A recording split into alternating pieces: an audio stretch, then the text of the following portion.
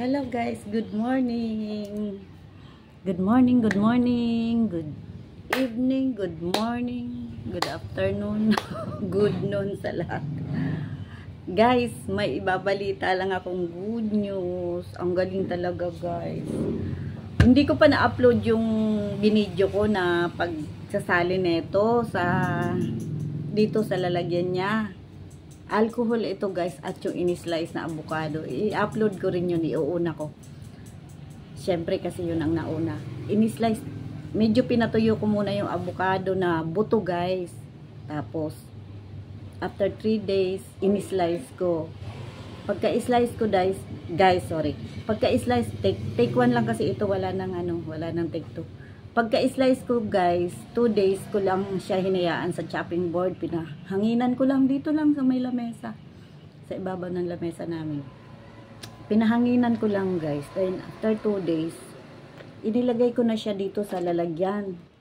Ito guys, dati rin itong may alcohol nung panahon ng lockdown. Nilinis ko ito bago ko ito nilagyan ng alcohol. Yung alcohol natin, yung pangalawa sa maliit siguro guys. Di ko lang inuubos. Nagtira ako ng konti. Alam mo guys, kagabi, wag naman sana may mga ano tayo sa ano. Di naman natin yan ipag-pray na lagi tayo may balatian sa kamay. Ito talaga guys, hindi ko maganyan kagabi. Siyempre nga, siguro katatahi na ni gas.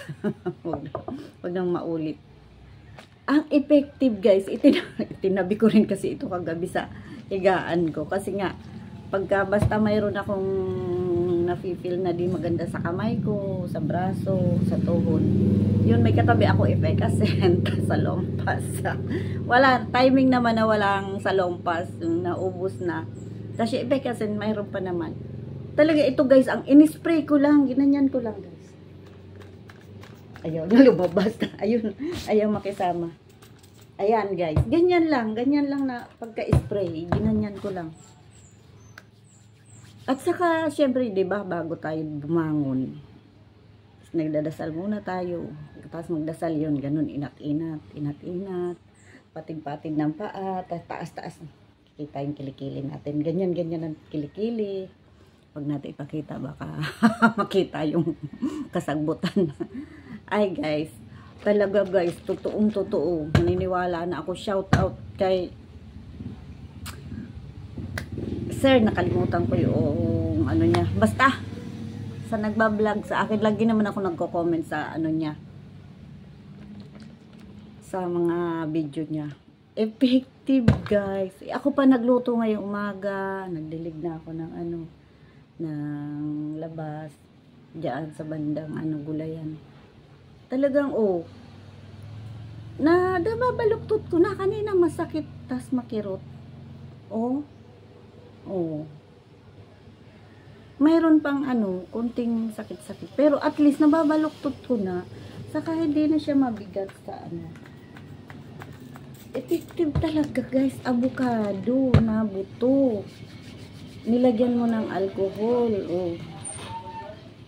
Yun lang pag nilagay mo parang nare-relieve na nga yung niya, yung masakit sa loob. Yun lang guys ang gusto kong i-share. Baka mayroon dyan yung kagaya natin sa sobra nating trabaho, diba? Kahit naman anong trabaho natin, may ganyan talaga diba? Itong mga nagmenopause na, marami ng balatian, kaya mag-support tayo ng ganitong bagay guys. Na-feel naman natin hindi tayo nagsisinungaling sa vlog natin. Subukan na lang din ninyo guys. Hindi namin pinipilit yung ayaw maniwala.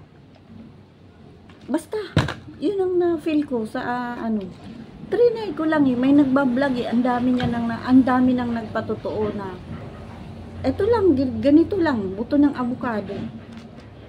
Mayroon pa akong buto ng avocado dyan, diba? Gumagawa din ako ng ice candy. Yun. Ng 3 avocado yung buto ko dyan. Bibilhan ko ulit ito ng isa pa para dito ko pa rin ilalagay guys. Patutuyuin. Pwede naman daw guys, kahit hindi mo patuyuin, hindi mo pahanginan. Pagka-slice, ilagay mo kaagad. Ako lang, mas nagustuhan ko yung pinahanginan ko muna ng 2 days. Saka sobra akong busy guys. Kasi ayan Di ka naman ba maninigas yung daliri mo? Ayan yung mga gawa ko. Oh, plates. Oh, marami yan, guys. Oh. Kaya, thank you, Lord. At ito, kahit mayroon tayong nararamdaman sa kamay natin eh, mayroon na bang good news na makakatulong sa ating pang spray, pang haplas. Yun lang, guys. Yun lang ang gusto ko i-share. I-upload ko ito. Iuuna ko muna yung paglalagay ko sa pagsasalin ko nung ano. Tapos isusunod ko kaagad ito. Salamat sa nandyan lagi nakasuporta sa channel ko. God bless ating lahat, guys. Thank you, Daddy Meta. Thank you, Daddy YT. Thank you so much.